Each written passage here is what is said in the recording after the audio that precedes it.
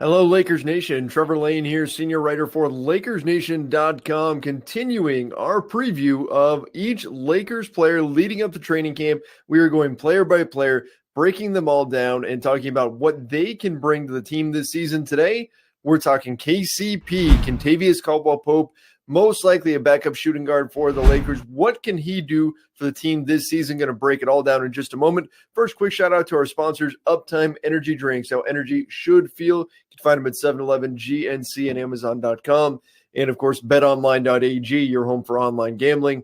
All you have to do is head over to betonline.ag, punch in that promo code CLNS50, and you get a 50% welcome bonus. Make sure you guys check that out.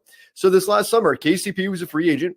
We weren't sure where he was going to go. Had Kawhi Leonard decided to come to the Lakers, they wouldn't have had the money to keep him around. Kawhi Leonard chose to go elsewhere, and the Lakers responded by locking up KCP in addition to a number of other players. They got KCP on a 2-year deal worth $16 million total. Second year is a player option on that deal, which was the Lakers' strategy this summer. We saw them give out a lot of these player options in the second year. I think part of that is trying to ease the concerns of some of these players. We saw what happens last season when you get a lot of players that are on expiring deals or on 1-year deals and things start to get tough. They start to worry about their own stats and chemistry can break down, and that could be an issue. So by giving a second-year player option to a lot of these guys, while a lot of teams don't like giving them, and you can understand why they don't want to give up that control, but that second-year player option does put some ease into the mind of some of these players. So maybe that's a factor here for Kentavious Caldwell-Pope. Now, when this deal first came out, a lot of Lakers fans were confused. They were scratching their heads thinking, that's too much to pay Kentavious Caldwell-Pope. I get it. My initial reaction was the exact same. I thought, wow, that's a lot of money. No, it's actually a pay cut. I mean, KCP, when he first came to the Lakers a few seasons ago, he was at $18 million. Then it dropped down to about 12. Now he's down to about 8 per season here right now for the Lakers. But even so, it felt like that was a lot for a guy that was such a roller coaster last season. He's up and he's down. And unfortunately, most of his up time, no pun intended there, most of the time when he was actually up and playing well was when KCP was already done with the season. The Lakers were not going to make the playoffs, and then KCP started to really turn it around. Had some nice games to finish out the season, actually, when everybody was out hurt. KCP went on an impressive run, put up 23 points, 25 points, 32 points, and 32 points in 4 of the final 5 games of the season. Of course, basically nobody was playing, so he played a ton of minutes and was able to fire up as many shots as he needed, so that certainly helped. But still, he looked like a very solid piece that could really help the Lakers in those games. But when times were tough, he kind of disappeared a little bit. And so that's a concern. How do the Lakers get this good version of Kentavious Caldwell-Pope to show up from day one? That's going to be something for Frank Vogel to work on. But in terms of the money, in terms of what the Lakers gave him, looking at his contemporaries, looking at his peers across the league, it's pretty much the same. He got a contract that is right in line with what other players of his caliber and his position can do. So he actually got the exact same contract as Rodney Hood. Same deal, 2 years, $16 million, second-year player option. Same contract as Wayne Ellington. Wayne Ellington's a veteran. Only difference is Wayne Ellington has a team option on the second year for the Knicks, whereas KCP has a player option in the second year, which that is a big difference there. Same dollar amount as Seth Curry. Seth Curry is a better shooter than KCP, no question there. But that's why Seth Curry got 4 years at roughly the same dollar amount, whereas KCP got 2. So this falls right in line with players that we would compare Kentavious Caldwell-Pope to. So you can't really look at this and say, oh, the Lakers clearly overpaid. No, they paid about what the going rate on the market was for KCP. And maybe you think they should have turned elsewhere then and looked at some other player. But don't forget, Kentavious Caldwell-Pope, of course, is a Clutch Sports client. He's part of the reason why the Lakers were able to communicate with Rich Paul and by proxy LeBron James before James even became a Laker. So maybe there's that Clutch Sports tax at play here. But bottom line is, if you're upset with the contract, it's actually right in line with the players that we would compare him to around the NBA. So what can he bring on the floor, Kentavious Caldwell-Pope, this season? Well, look, he's a shooter.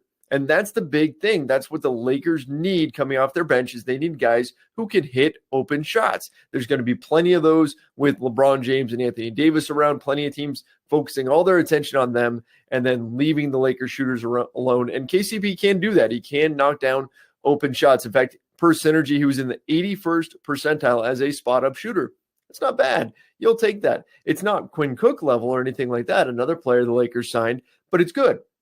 No problems there. In fact, he shot 39% on wide open threes. Pretty solid. Take that. 37% on catch and shoot threes in general. So even when he's being covered, he could hit up to 37% from three. Again, not bad. He's very streaky, though, and that was the problem. He would disappear for a month or so, and then he'd shoot really well, and that would bring his averages back up. So consistency, again, is going to be key for him. Shot 87% from the free throw line, so he was a solid contributor there, somebody that you knew could go knock down free throws, except the only problem is he only got there 1.9 times per game, not a guy who attacks the basket a ton. So nice if you're in a situation where you need to throw the ball into somebody and a team's going to, a team is going to foul, you could turn to a guy like KCP because he can knock down those free throws, but again, doesn't get there a whole lot, so it doesn't change his value a ton for the Lakers. So the problem with KCP is the defensive end, which is a little bit surprising when you dig into his stats because he has a reputation as being a good defender. He's a guy who, in theory, can defend point guards and shooting guards. Probably a little tough for him to slide down on the small forwards. He's 6'5", but he's a little bit slender in his build, a little bit difficult for him to body up on some of those bigger players. But the idea behind having a guy like KCP is that you could have him guard ones. But that's actually where he struggled quite a bit. In fact, he was in the 19th percentile per synergy on the defensive end of the floor, which is really, really bad. And where he struggled was defending the ball handler in pick and roll, which he would see a ton of defending point guards, and getting out and closing out on spot-up shooters, which is going to be another issue for the Lakers. So those are some things that KCP is going to have to fix, right? If we even want to throw him into the discussion to potentially start, if the Lakers aren't starting a traditional point guard, if you're starting more of a 3-and-D point guard where you just want somebody who can defend the opposing point guard and knock down some open threes, in theory, KCP should be in the mix for that. But if those are the defensive numbers that he's putting up, it's not going to work if he's not able to defend in the pick and roll. So that's something to keep a very close eye on this season. Can he up his defensive level to back where it was when he was, say, with the Detroit Pistons before he came over to the Lakers, where he developed a reputation as not a lockdown defender, but at least a good defender? Can he get back to that level of play? Maybe, and perhaps having that security of the second-year player option might allow him to not worry so much about what kind of offensive numbers he's putting up. Now, what kind of a battle does KCP have for minutes? You're looking at Danny Green is almost certainly the starter at shooting guard for the Lakers. They're paying him $15 million a season for the next 2 seasons. So most likely he's going to be the starter at the 2. But then the Lakers also brought in Avery Bradley. And that's really interesting because should Kentavious Caldwell-Pope go through a slump, you can turn to a guy like Avery Bradley. In fact, you could make an argument that Avery Bradley just deserves the minutes outright. He may be able to just beat out KCP for the minutes, period, because of the defensive ability that he brings, and he can knock down shots. He's not a great shooter. I think overall KCP has the potential to be the better shooter, but if Avery Bradley is knocking down threes and playing good defense, he may be able to steal away those backup shooting guard minutes. Also possible that Bradley slides over to the point guard spot, but again, something to keep an eye on there. But that's not where KCP's struggles for minutes end. The Lakers also added Troy Daniels, who can step in and shoot the ball. Quinn Cook can play off the ball. You could run him as a 2. And Alex Caruso at 6'5" is big enough to where you could, in theory, run him as a 2 as well, though I think the Lakers will look at him more as a 1, and same thing with Quinn Cook. So minutes are not guaranteed for Kentavious Caldwell-Pope this season. Yes, they paid him. Yes, they're going to give him a look. But if Avery Bradley's outperforming him, or some of these other guys are outperforming him, if he is in a slump like we saw last season, those minutes are not guaranteed. The Lakers have plenty of players to fall back on, and perhaps that's part of why they targeted so many guards in free agency, was to protect themselves against the kind of roller coaster ride that KCP was last season. Now, of course, we hope that he'll find consistency. We'll hope that he'll play at a high level all season long, and then put Frank Vogel in a tough spot. Put him in a spot where he's got to figure out who to play because he has too many good options. That would be a great problem to have, and hopefully that's something we can see out of KCP this season. Hopefully he's that guy that can step in, play good, stingy defense, and knock down threes. If he can do those 2 things, he can be a real contributor to this Lakers team. All right, guys, what do you think? Let me know what your thoughts are on Kentavious Caldwell-Pope. Can he carve out minutes as the backup 2? Should he be playing over Avery Bradley? Let me know your thoughts. Just respond in the comments down below.